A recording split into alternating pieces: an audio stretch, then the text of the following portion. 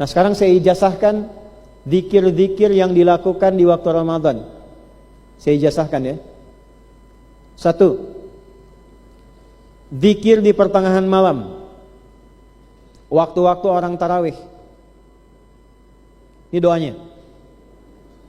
Ini boleh dibaca baik yang suci ataupun yang sedang haid. Laki-laki juga boleh baca. Kalau laki-laki ucapkan jeda di antara dua salam. Begitu selesai salam, istirahat dulu, bacakan doa ini. Ini sanadnya langsung dari Nabi SAW yang mengajarkan pada Sayyidah Aisyah. Ditemukan di Sunan Abu Daud. Allahumma innaka afuwun tuhibbul afwa fa'fu anni. Ada riwayat lagi, Allahumma innaka afuwun karim tuhibbul afwa fa'fu anni. Ibu boleh bacakan itu walaupun sedang haid atau sedang dalam keadaan tidak suci, nifas. Malam Ramadan bacakan, malam. Dan bacakan dengan baik, dengan tenang. Ya Allah, aku mengakui aku ini banyak salah, banyak dosa. Tapi aku meyakini Engkau itu maha sayang padaku. Maka aku mohon dengan kasih-Mu dan sayang-Mu padaku itu, ampuni dan gugurkan seluruh dosa-dosaku. Ya Allah, aku mengakui aku ini banyak dosa. Ibu bayangkan dosa apa saja selama hidup. Tapi aku meyakini Engkau itu maha sayang padaku. Aku mohon dengan kasih dan sayang-Mu padaku, ampuni dan gugurkan seluruh dosa-dosaku. Itu bahasa Indonesia seperti itu. Bahasa Arabnya, Allahumma innaka afuwun tuhibbul afwa fa'fu anni. Jelas? Kalau untuk sekeluarga, ibu bayangkan anak, bayangkan suami dan sebagainya, ganti pakai na. Allahumma innaka afuwun karim tuhibbul afwa fa'fu anna. Ujungnya na. Jelas? Itu untuk zikir malam yang langsung sanadnya tersambung pada Nabi sallallahu alaihi wasallam, diajarkan pada Sayyidah Aisyah radhiyallahu taala anha. Zikir di waktu sahar. Ibunya libur karena haid, karena nifas tertentu, tapi kadang kan nyiapkan untuk sahur kan? Amalan apa yang dikerjakan dalam sahur itu?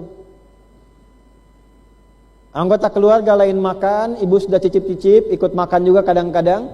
Ada amalannya tercantum di Al-Quran surah 51 ayat 18. Wabil ashari, dan di waktu-waktu sahar saat sahur itu, hum yastaghfirun, mereka orang-orang takwa banyak meningkatkan istighfar kepada Allah.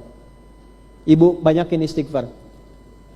Istighfarnya bagaimana? Nah, ini sanad yang mau saya kasih.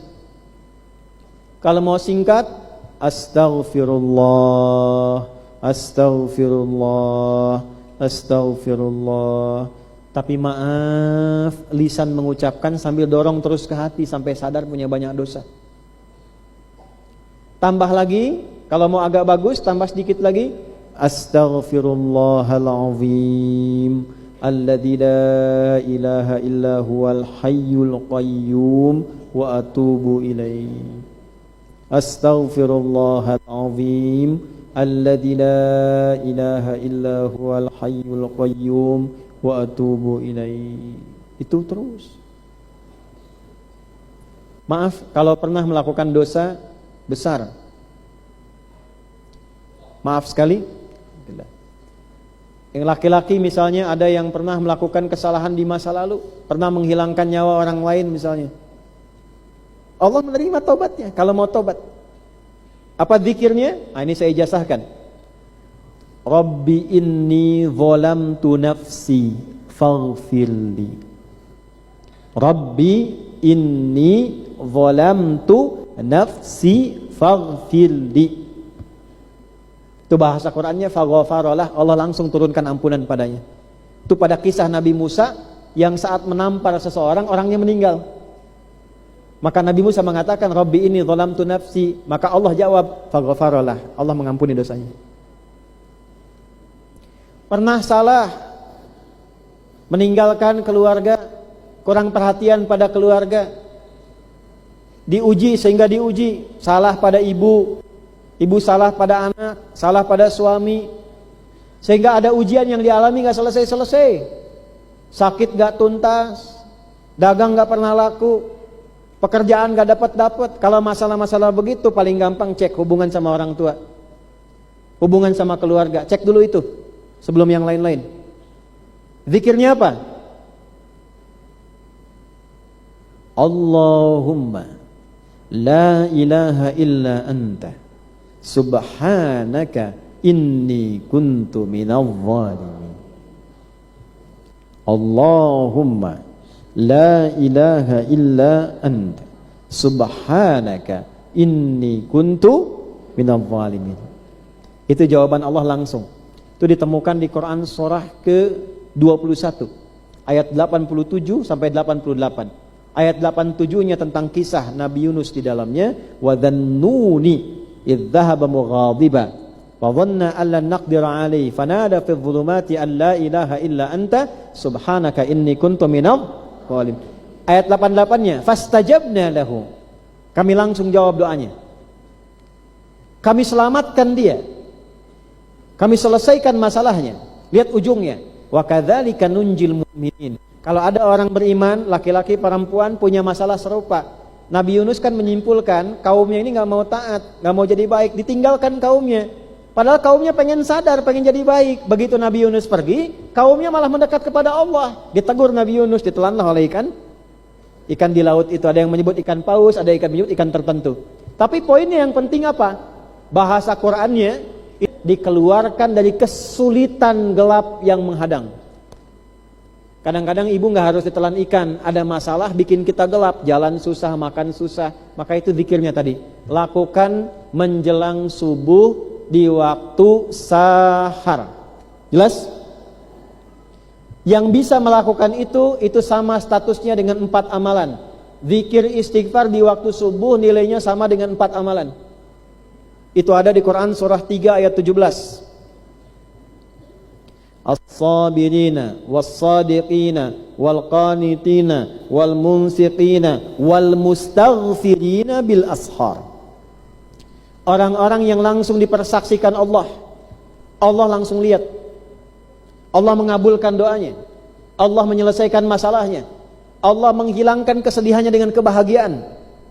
Ada 5 golongan. As-sabirina, orang sabar saat diuji. Allah tanamkan kelapangan pada hatinya, dicepatkan solusinya, dibahagiakan hidupnya. Makanya kalau sedang ada masalah, sabar dulu bu. Semua orang pun punya masalah. Tidak ada orang hidup tak punya masalah. Dan Allah maha adil. Allah memberikan masalah kepada orang yang sanggup mengatasinya. Kalau ibu gak sanggup, ibu gak akan diuji. Allah adil bu. Ibu datang ke sini senyum, duduk tenang, bukan berarti gak punya masalah. Tuh wajah-wajah bermasalah banyak tuh. Apa kaidahnya? Alladzina idza asabathum musibah qalu inna lillahi wa inna ilaihi. Bahasa kitanya, terima kasih ya Allah, Engkau percayakan padaku, tidak pada yang lain, dan Engkau berikan kesanggupan padaku untuk menerimanya, tidak pada yang lain. Ulaika alaihim salawatu min rabbihim wa rahmah. Orang-orang yang bisa punya sikap seperti itu dipuji oleh Allah. Rahmat Allah diturunkan seketika solusi diberikan. Wa ulaika humul muhtadun. Sabar. Sabar itu bukan diam. Sabar itu kesanggupan dan ketenangan menerima ujian dari Allah disertai keyakinan untuk mendapatkan solusinya. Itu sabar. 2, was-sadiqina. Orang-orang yang membenarkan ajaran Allah langsung mengamalkannya. Allah turunkan ayat tahajud, pengen tahajud. Allah turunkan ayat sedekah, pengen sedekah. Itu shadiqin. Orang seperti itu nilainya tinggi. Allah persaksikan keadaan dirinya. Wal qanitina, orang salat karena Allah, khusyuk. Bukan karena manusia. Bukan karena salatnya dipanggil zuhur, bukan karena zuhurnya, tapi dia kerjakan karena Allah yang manggil. Kalaupun Allah enggak minta, enggak dia kerjakan. Itu namanya qanita. Jelas? 4. Wal munfiqina, Orang yang senang infak karena Allah, punya agenda. Dia tiap hari sebulan walaupun 1000, kadang keliling kasih. Nah ibu ini mau Ramadan bu ya, siapkan untuk sebulan, walaupun sehari 1000 rupiah nggak apa-apa. Yang penting siapkan, Allah perintahkan saya lakukan. 1000 rupiah yang ditunaikan karena Allah lebih baik dibandingkan 1 miliar tiap hari yang diupdate di Instagram. Jelas? Tapi kalau 4 ini belum bisa dikerjakan, kerjakan amalan kelima, yang kelima mengikat pada 4-nya. Apa itu? Wal mustaghfirina bil ashar, yaitu orang yang senang rajin istighfar khusus di waktu sahar. Saat orang lain sahur, ibu istighfar. Jelas? Nah, ini karena waktunya habis, lewat 19 bahkan, harusnya saya jam 11 selesai. Ini sudah tambah 19 menit. Jadi saya simpulkan kurang lebih itu amalan-amalan untuk perempuan selama Ramadan.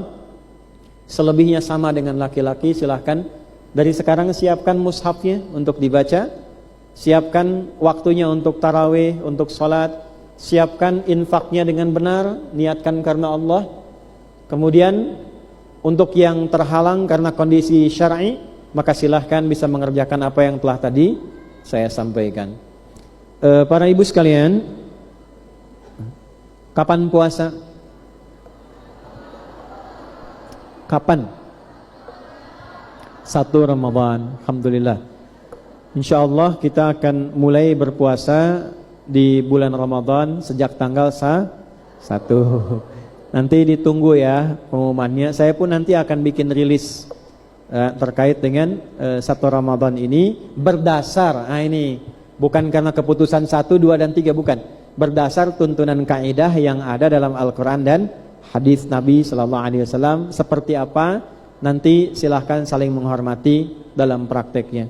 Saya kira itu yang saya cukupkan. Terakhir, saya memohon maaf sebesar-besarnya atas berbagai kesalahan, kekurangan, dan kekhilafan yang tentu pernah dilakukan. Mudah-mudahan berbesar hati para ibu sekalian untuk memaafkan, dan semoga Allah meridhai kita semuanya.